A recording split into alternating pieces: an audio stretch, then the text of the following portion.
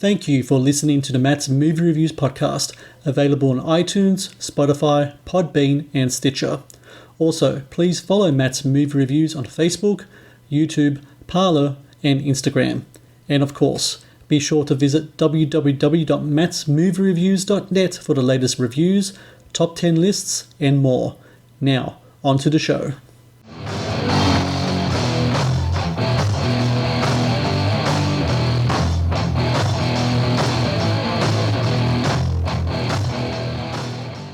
Hello and welcome to the Matt's Movie Reviews podcast. I am your host, Matthew Perkovich, and this is episode number 300.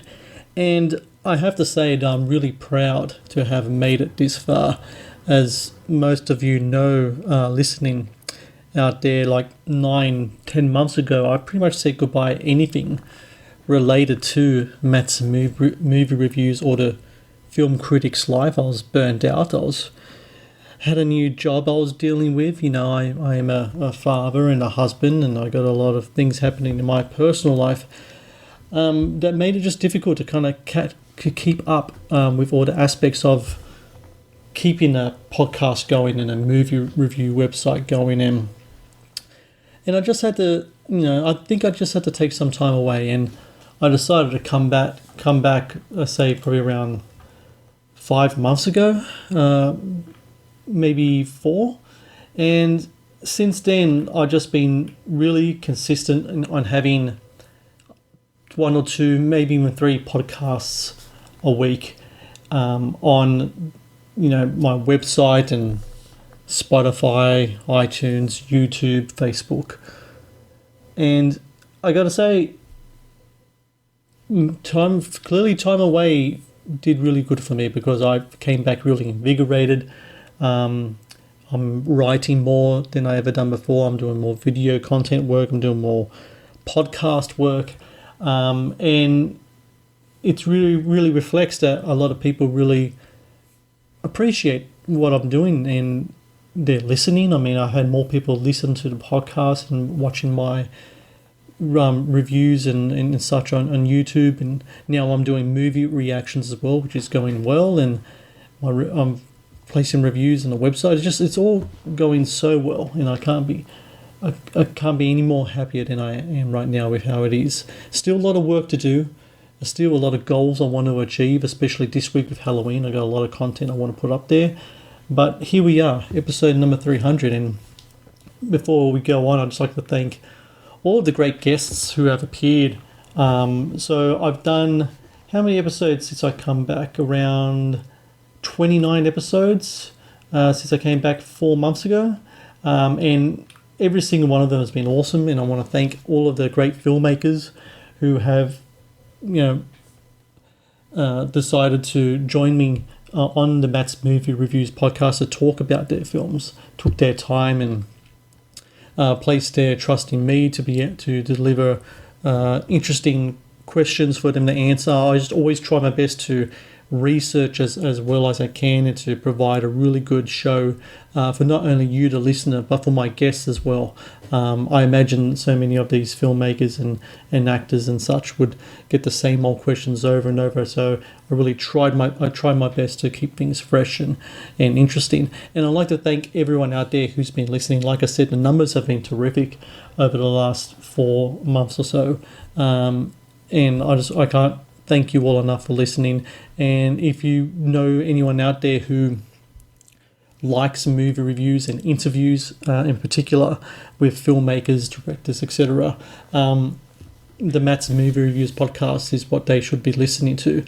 And I really encourage you to just spread the word and let people know that there's a great movie interview podcast out there that really puts in a lot of work and a lot of research and has great guests every week. So right now I'm kind of averaging anywhere between 2 to 3 episodes a week with different filmmakers, and that's going to continue this week. I already got 1 episode in the can. I got a couple of filmmakers and actors lined up, especially for this Halloween week. So talk about horror films and spooky movies that will be out on either cinema or streaming. So I really look forward to sharing those with you. Before I go on, a big difference over the last few months that some of you might know is that I am no longer on Twitter. I was on Twitter for several years and I had pretty good following there, but I just had enough with all the negativity and the cynicism and the nastiness that for some reason that social media platform just has just pouring out of its veins, so to speak. And life's too short to be wrapped up in Twitter beefs and clashes with people going back and forth at 250 characters, trading barbs and insults and what have you. I find that place to be a real shithole, a place where people hang out. I don't think people really use Twitter anymore to connect. They use Twitter now as a platform to put down other people, and it really is a shame. But that's just how it is, but it's not for me. You will find me on Facebook. You will find me on YouTube and Instagram. I dabble here and there on Parler, which is kind of like the formatting is similar to Twitter. There's a lot of bugs in the whole Parler social media website, though, which I really hope that they will get on top of. It's not as smooth, technically speaking, as smooth an experience as what Twitter was or is. That being said, much more, I find the people there to be much less condescending and nasty. But then again, I don't hang out on it that much. You find me more on Facebook and YouTube and Instagram more than anywhere else, and of course here on this podcast. So yeah, no more Twitter for me. So if anyone is posing as Matt's movie reviews, it's not me. It's just someone else out there ripping off the website I've built over the last 13, 14 years. Actually, I think I've been online 14 years now. So this month marks 14 years since Matt's movie reviews first appeared on the web. God, so long ago. So I was 25 when I first started this. Man, time does fly. Another place where I am is on Patreon. I am a working film critic, and these days, I used to work as a freelancer to get paid jobs, etc. Those days are well behind me, mainly because, number one, a lot of the publications are either closed or gone online, and number two, a lot of places don't pay anymore, not as well as they used to. So I'm doing this pretty much on my own on the website and podcast and on YouTube as well. So what I offer on Patreon is a $3 flat charge per month, and in that $3, what I really offer for everyone out there is a chance to be involved in the whole Matt's movie reviews experience. So if you have a movie review you want to request that I review for you, it could be any type of movie with the exception, of course, of pornography and anything too hardcore violent. I will watch the film, I will review it, and the review will be presented in the video format, and it will be exclusive on Patreon for a week before it's made available on my YouTube channel or any other social media platform. So if there's a movie that you've always wanted me to review, just go to Patreon, sign up, and for $3 a month, and that's one of the perks you get from that. You can always request that I do a movie reaction, so I'll watch a whole movie and react to it. I prefer to do this with movies that I've watched the first time. I find reaction videos work much better with first time watchers. I mean, the first reaction video I have done so far is for The Exorcist 3, and I have seen that movie before. It's been a few years, and the reason why I did that is because I really wanted to get the word out just how great that movie is, especially with Halloween coming around the corner. And while people do appreciate it, they have made the remark that pure reactions for first time watchers are the way to go. So if you do have a request for me to react to a movie, like a movie reaction, I'll have a whole movie reaction video available as part of this $3 tier. And also, if there is a top 10, you want me to do a top 10 list on any type of movie related subject, could be top 10 horror remakes, could be top 10 basketball movies. It could be top 10 movies starring Eddie Murphy. These are just things off the top of my head. If you want me to do something like that, well, again, I could do that in a video format and put it up for you all. And there's other perks as well as part of being a patron. You can take part in live Q&As. You get to vote on future content, and you get also a shout out by me on the YouTube channel, especially just say you have like a movie review. I'll give you a shout out, and that's be part of the perk as well. So you'll find me on Patreon under Matt's Movie Reviews, $3 flat fee per month, and I want you to just be part of everything. I really want this to be an experience that we can all share. I want to watch the movies that you want me to watch and react to the movies that you want me to react to. So you can do that by going to Patreon, type in Matt's Movie Reviews, and you'll find all the information in regards to what is in membership on Patreon. So something I asked everyone on my social media, especially Facebook, is to throw some questions my way. Let's do a bit of an AMA, and some people were kind enough to take their time to do that. So let's get into that right now. So the first question is from Troy. He's actually got a really great website himself called May the Rock Be With You. I really ask you guys to check it out. And his Instagram handle is Instroygram. That's INSTROYGRAM. So the question that Troy has is, what has been your biggest disappointment film-wise after being excited about its release?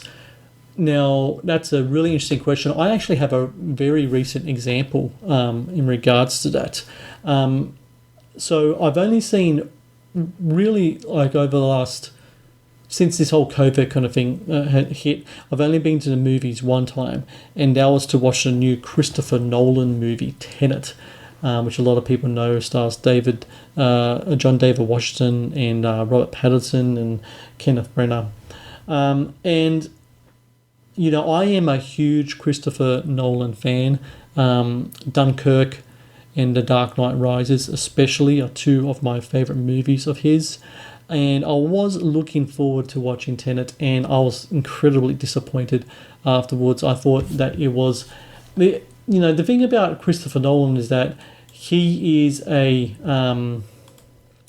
thinking man's movie director. He really has big ideas, and he wants to really push those big ideas in his movies. And sometimes it works. Sometimes he'll explore, themes, and whether it be scientific themes or philosophical themes, as he did in Inception and Interstellar, for example.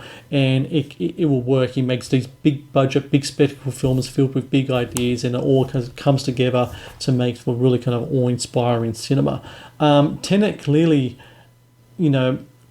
is a big idea movie, but the problem is that the storytelling isn't there, and the performances just aren't there as well, especially by John David Washington, who I thought was terrific in Black Klansman. He just provides a really dull performance in this movie, and I think a lot of that has to do with the writing as well. If there was anyone, I always say that with Quentin Tarantino movies, he needs an editor, and Christopher Nolan needs a co-writer just to get rid of some of the exposition. And Tenet is an exposition kind of field movie, jarringly so. And even though he kept laying out all these different things about the science behind what is happening in the movie in regards to time loops, etc. I don't want to give away too much in case you haven't seen it. It still didn't work, and I think a lot of times in movies you can watch movies with really complicated sci-fi, and it works because the storytelling and also the characters are there. And then in a movie like Tenet, that isn't there whatsoever. The storytelling is bland, the characters are bland, and then all you have left with is a house of cards made up of these different, sci-fi exposition kind of trope things, and it just just really fell apart for me. I found it to be really boring. It felt less like a movie and more like a TED talk posing as a movie. And for a movie that goes for 150 minutes as well, I just found it really laborsome, and I just did not enjoy it whatsoever. And if I could talk about another movie that I was kind of disappointed with, this one I did like Mad Max Fury Road, and I was excited to see it because I am a fan of the Mad Max franchise, especially the second movie. I think it's one of the greatest action movies of all time. But did someone forget to tell George Miller that he was making a Mad Max movie? Because while Tom Hardy is a great actor, how the hell does it turn out that a Mad Max movie becomes a Furiosa movie and Charlize Theron becomes the star, and Mad Max, played by Tom Hardy, feels like more of the sidekick in the movie? That really kind of bothered me, to tell you the truth. I wanted to watch a Mad Max movie with the character of Mad Max front and center in the action. And whenever people talk about that movie, they talk less about Tom Hardy and more about Charlize Theron. And Charlize Theron is a terrific actor, and the character Furiosa is a great character. And they're actually, in fact, that character is so popular they're doing a prequel now. I forgot who's starring it. I think it's Anna Joy Taylor. From the M. Night Shyamalan films, what was it, Split and Glass. She's going to star as a younger version of Charlize Theron. I think Chris Hemsworth's going to be in it too. And I think it speaks, like what I'm talking about before, that the Mad Max character was essentially kind of made into this really kind of minimalist character. And I know that a lot of the stuff that Mel Gibson done with the other Mad Max films, it was kind of like almost like what Clint Eastwood did in the Sergio Leone Dollars trilogy, kind of like that really silent hero, where his actions did most of the talking. But Mel Gibson was never outacted or outshone. His star was never outshone in those Mad Max movies, just as Clint Eastwood was never outshone by more colourful characters in the Dollars trilogy. Tom Hardy sufficiently was, and I was really kind of disappointed in that. So while I do like Mad Max Fury Road, I am not on the same wagon as a lot of people saying it's the greatest action film since Ben-Hur. I do not agree with that, and I don't like what they did with the Mad Max character in that film. So those are two recent examples I can think of. Troy, who asked the question, what has been the biggest disappointment film-wise? I've been excited about its release. Let's move on to next question on Instagram. So the Instagram account Sequence and Dust. So that's an online store that you can actually find on eBay as well. So it's got an Instagram account in eBay. And the question that they ask is, have you ever found a remake better than the original? This, I had to think about this for a little while there, and thank you for the question.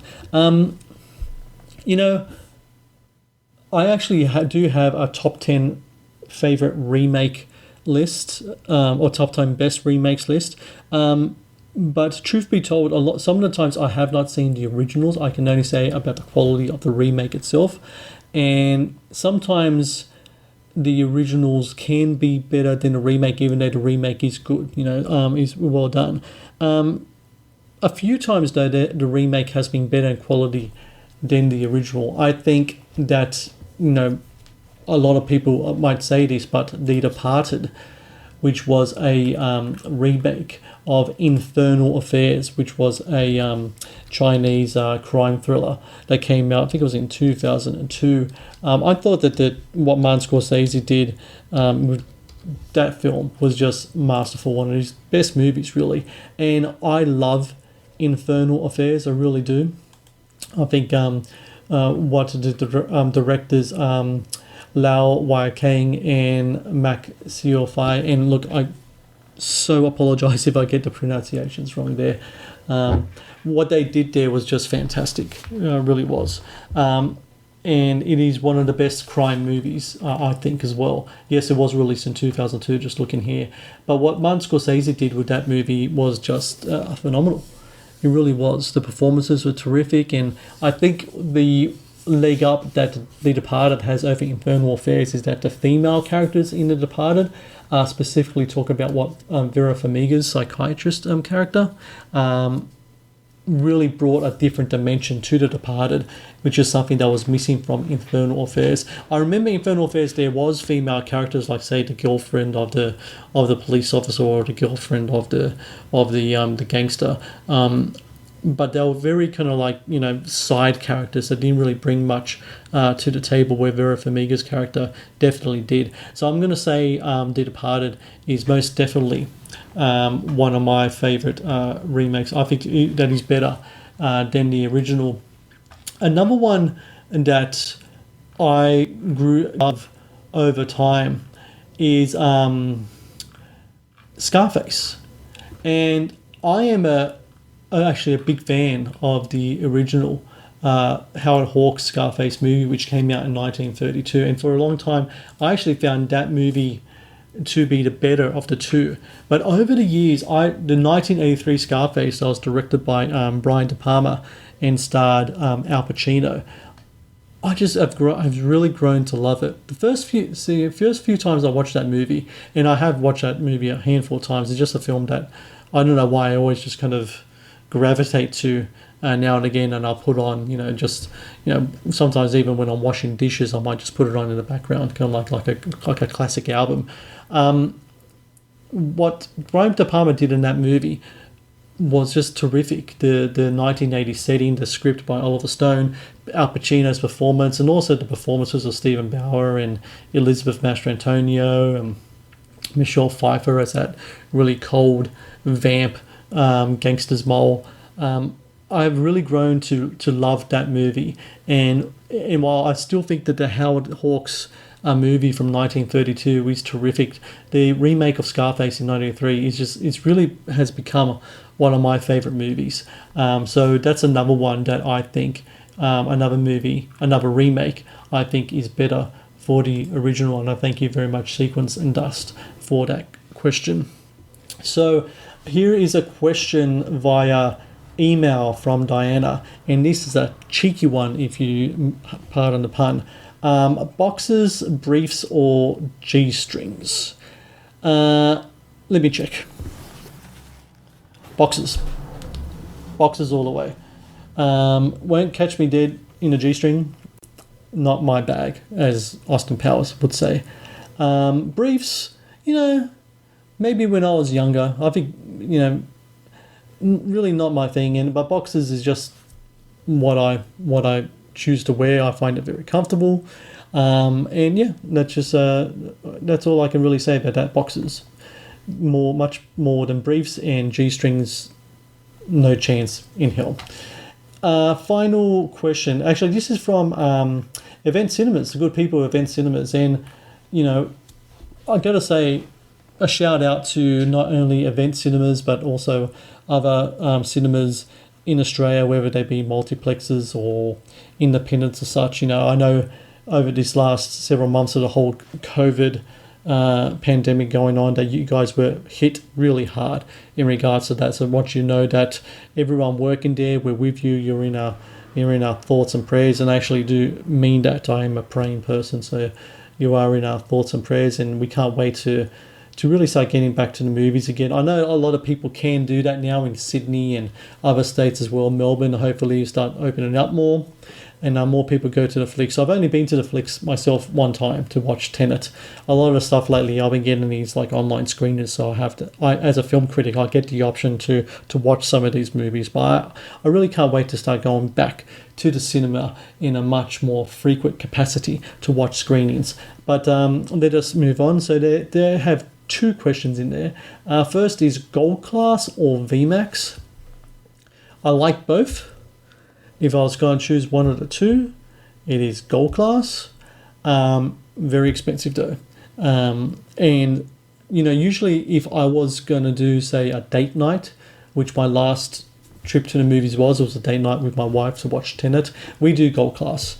And two reasons for that. Number one, if I'm going out, I like to splurge a little bit and be very nice and comfortable. Number two, I love the gold class menu, they have like different kind of like, especially the desserts menu. And I love desserts, but I can't eat them because I have a problem with dairy. I hardly eat anything at all because, there will be trouble. So whenever I go out in an occasion like that, if I have opportunity to eat something like a huge kind of glass of some type of sundae biscuit contraption, whatever it would be, I will take that opportunity to do so. So yeah, I'll say gold class over VMAX, even though I do love VMAX as well. The second question that I have is choc top or popcorn.